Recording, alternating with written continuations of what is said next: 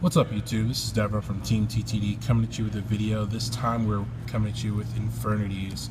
The deck did very well at Nats in Detroit, so we wanted to show off our team build here. So we'll go ahead and get into the deck profile.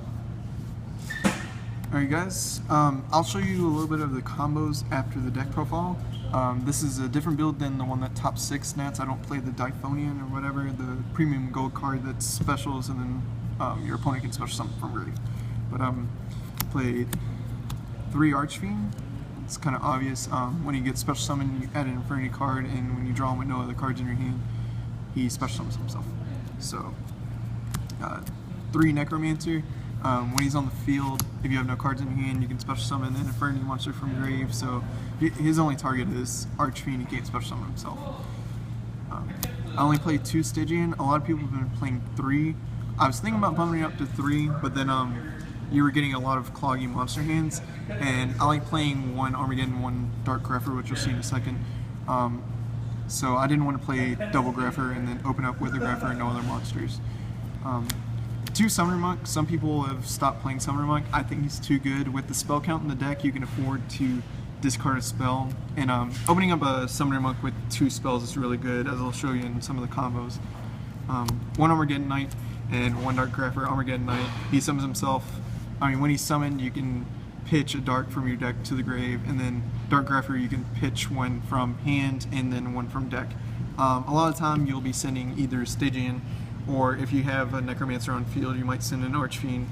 It depends really on what you do. Dark Grepher is amazing when you get monster cloggy hands, because if you open up something, like let's say you open up with the Fiend in hand and then something else and Dark Grepher.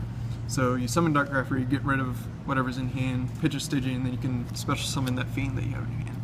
I play 1 Hearess. She's really great. You also send her with Dark Grepher, Armageddon Knight.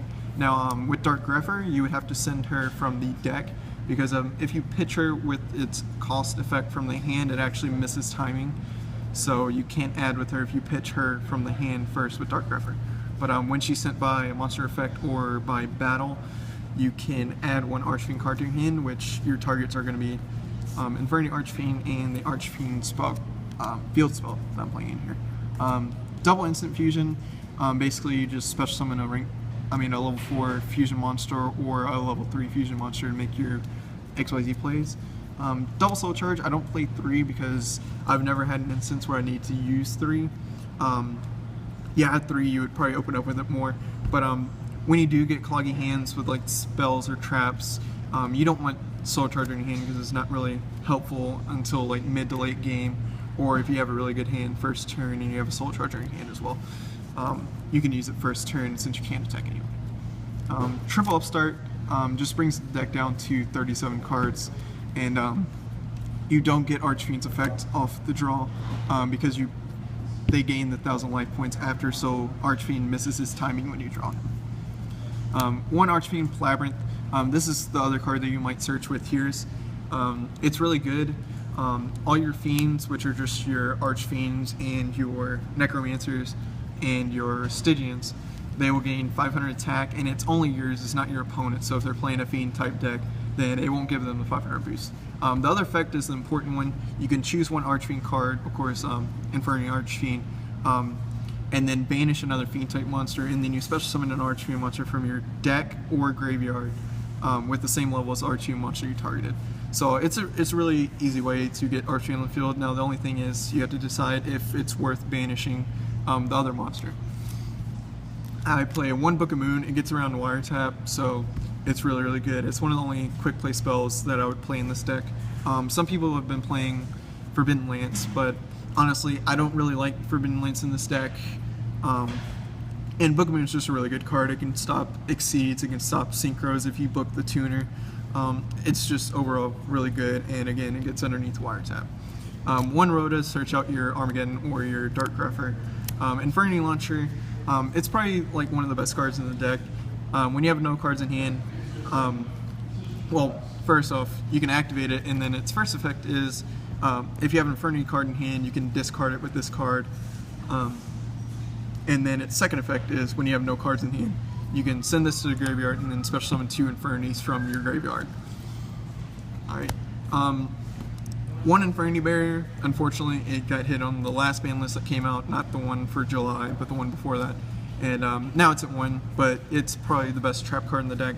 As long as you have face-up attack position, Infernity card, and no cards in hand, you negate anything. Except for summons. 3 break, it's a really good card. Usually, you will either use like barrier first and then you have your target for this, but you remove 1 Infernity card from your graveyard and you blow up something on your opponent's side of the field. It's really, really good, and it's really broken that you can use a break to remove a break from the graveyard and just blow up something for free. 2 Phoenix Chain, I was thinking of playing Breakthrough Skill over Phoenix Chain, but most of the time you'll find, since Infernity Archfiend doesn't really have that good of attack, if you don't have the barrier set but you still have an Archfiend in attack position, you don't really want them attacking that or your low level chains that you have. So I think Phoenix Chain is a better choice just because it stops them from attacking. 2 D Prison, same thing, gets over Stardust now that synchros are going to be a lot more relevant. I don't even know. But they're going to be more prevalent in the format now. So this gets rid of Stardust. It gets rid of a lot of problems like the hands, stuff like that. 2 Wiretap. This card's really, really good. It's basically 7 tools on crack, but instead of sending it to the graveyard, it just sends it back to deck. And then 2 Black Ornament of Heaven. It's not as good as it was when Gear Gear was more prevalent, but everyone still XYZs and it can stop a JD, so you know, it stops a lot of stuff. Bottomless, same thing, stops a lot of plays, gets rid of Murmilio, removes it, gets rid of Fire Hand, stuff like that. But yeah. 1 Trapstone, this just opens up your plays, lets you go off if you go turn 2, or, well, it lets you go off in later turns. If you go first, then you don't really have to worry about anything, but Trapstone's really good mid to late game. And then 2 Vinny's Emptiness. The Keyboard Lock is really, really good against most meta decks. I know it doesn't hurt Bujin too much, but any other deck, this really pretty much destroys. So that's the main deck. It is 40 cards. And we'll go ahead and go to the extra deck. Alright, you play your instant fusion targets. You got, I decided to play 1 level 3. Some people only play 2 level 4s to open up a little more space in the extra deck, but I decided I didn't really need that space, so I'm playing a level 3 fusion.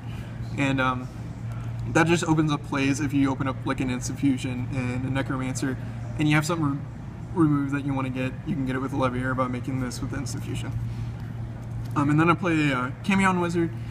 Most people play this to get underneath Bottomless, which I don't understand since you can't attack with it anyway, so why would anyone Bottomless this? Why wouldn't they just Bottomless the Exceed monster you're going into? Unless you're going into Exciton, then it makes sense. I mean, now that Exciton's a thing, that makes a lot more sense, but other than that, no one's really going to Bottomless your fusion. They're going to wait for the actual Exceed to come out, or they would Bottomless the monster that you summon to go along with this. And then 1 Darkfire is just a level 4, and these are all darks, so this one doesn't really matter, but these 2 you can make a Keep It with. Alright, 1 Levier. A lot of people are playing 2. I've never come into a situation where I've been able to make 2. I know there are plays and combos that you can use to make 2 Levier, but since I don't really use situations where I'm going to make 2 Levier, I found that 1's just enough. Alright, and then we're playing 1 Black Ship. It's really good. Sends a card, doesn't destroy it. It's kind of obvious what it does. Yamato, stuff like that. 1 Exciton, it's too good if you're losing a game, but you can make a rank 4. It pretty much changes the entire outcome of the game. 1 Cowboy for game. If you have something you can't get over, you can use its first effect in attack position.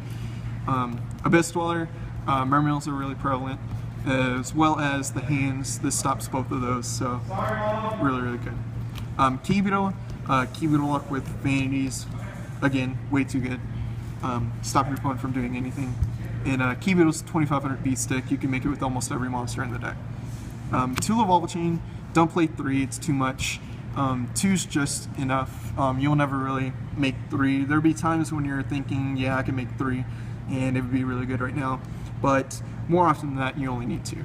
So this just either stacks an Archfiend or sends anything you need to the graveyard.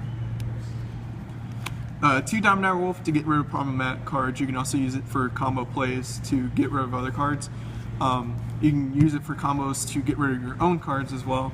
But those combos are more extreme and more for expert players that have been playing the deck for a while. Because it's really hard to remember all the combos in this deck. And then 2 1-1, you can make more than one, and a lot of decks now are special summoning more than one monster. And there's a lot more OTK decks now than there were before. So 1-1's really good. Just take their boss monster and use it for yourself. Alright, so now I'm going to show you a couple of the combos. The first one I want to show you is a short Summoner Monk 2 spell combo. Let's say you open up double Upstart. And also, if you didn't notice, I'm not playing MST in the deck at all. I thought since Hat is such a strong deck, and a lot of people are going to be playing it now that it won the WCQ, then it's not really good to main deck the MSTs just in case you're going to blind MST, Sanctum, or something like that. It requires a lot more reading into the cards, so I'm side decking them as a choice, but I'm not really going to show the side deck now. But alright, your Summoner Monk play. Alright, so you go Summoner Monk, you pitch a spell to get your second Summoner Monk. And this will depend on what you open up with. If you open up with another monster, then you'll get like Dark Grepper or something off the second Summoner Monk. But in this instance, we're just going to say that you open up Back Row and Summoner Monk and 2 spells. So you get the second one, and then you use its effect, and you would get an Armageddon Knight. Now this is going to be probably a turn 1 play. Usually if your opponent sets up a lot of back row or something that you need to get over, you wouldn't go this far into it. You'd probably just go for like the Armageddon Knight second and then make it a low level chain. But we'll do this, and then Armageddon Knight will send to the graveyard. Now this is where you get to choose. Like I said, this is going to be a simple one. I'm not going to show you like any extreme combos. I might do a video later on that of some more better combos than this, but you will send either your Hearus or a Street Patrol. It depends, because you are going to be making a low-level change and sending one of these anyway. So we'll just say we send Hearus, and we're going to add our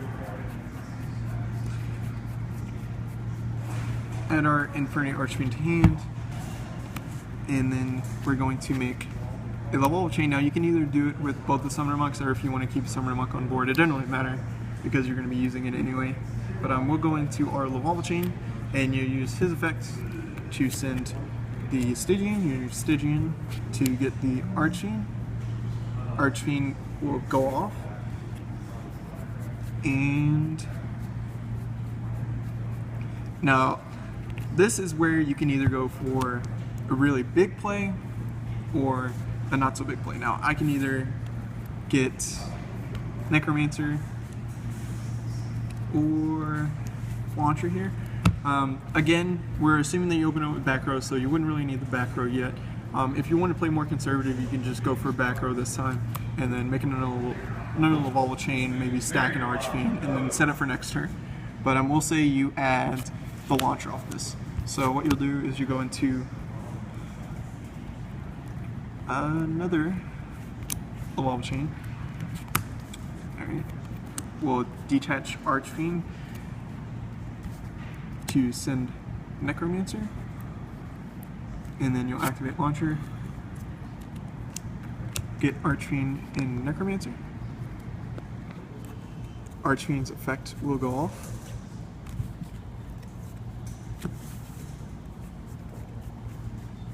And this is where you can add anything you really want. Or you can add one of those. Again, this is just a basic combo. Usually you would add Barrier, and now you have 3 monsters, let's say like 3 back row off a 5-card hand, and you went through this many cards. This is why the deck's so good. Again, I'll probably throw up a video either tonight or tomorrow with all of the better combos in this.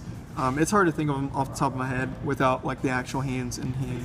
So yeah, this is Infernities, and they are really good this format. Remember to go to TTD Cards. It will be ttdcards.com, and that's where you can find all of your gaming needs for Yu-Gi-Oh, Magic the Gathering, Pokemon, or any other card games you're interested in. And be sure to like, comment, and subscribe, and show us how much you love us.